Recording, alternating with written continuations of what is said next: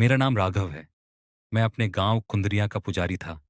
अब सिर्फ मैं ही बचा हूं जो इस बात को बता सकता है। बाकी सब या तो मर चुके हैं या पागल हो गए हैं। हमारे गांव के बीचों बीच एक प्राचीन मंदिर था, कालेश्वर महादेव का, कहते हैं। यह मंदिर 1000 साल पुराना है और इसमें रात के समय देव नहीं, कुछ और जागता है।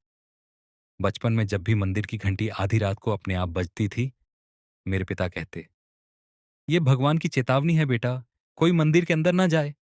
लेकिन मैं नहीं मानता था। मैं सोचता था, ये सब अंधविश्वास है।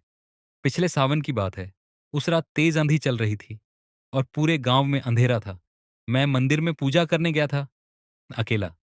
दीपक की लौ कांप रही थी और घी की गंध के साथ एक अजीब सी सड़ांध भी हवा में थी, जैसे किसी सड़े हुए जानवर की या शायद इंसान की। मैंने आरती शुरू की ही थी कि मंदिर की घंटी अपने आप बज उठी। ठन ठन ठन ठन। आवाज इतनी गूंजदार कि मेरी छाती तक कांप उठी। मैंने सोचा शायद हवा से हिल गई हो, पर दरवाजे बंद थे। हवा अंदर आई ही नहीं थी। फिर मैंने देखा शिवलिंग के चारों ओर जल चढ़ाने वाली तांबे की लोटियां हिल रही थीं, जैसे कोई अदृश्य हाथ उन्हें छू रहा हो।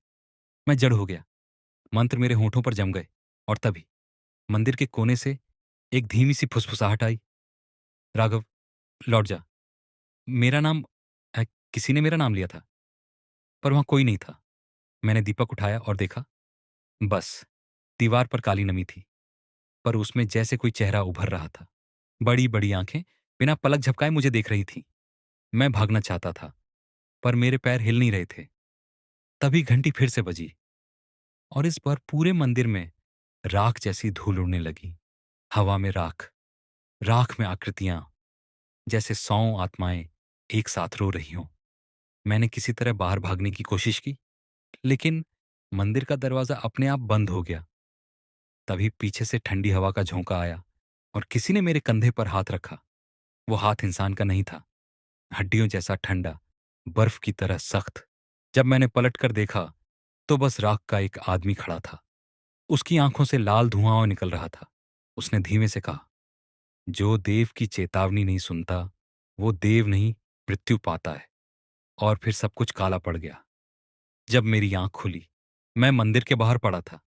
लोग मुझे घेर कर देख रहे थे। मैंने कहा, "मंदिर मत जाना।" पर किसी ने मेरी बात नहीं मानी। अगले दिन गांव के 5 लोग जो भीतर गए थे, कभी लौटे ही नहीं। अब वो मंदिर हमेशा बंद रहता है, लेकिन हर अमावस्या की रात, आधी रात को घंटी फिर बजती है। ठन ठन ठन।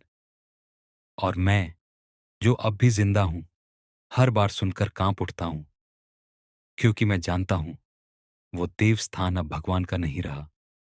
वहां अब मृत्यु का वास है।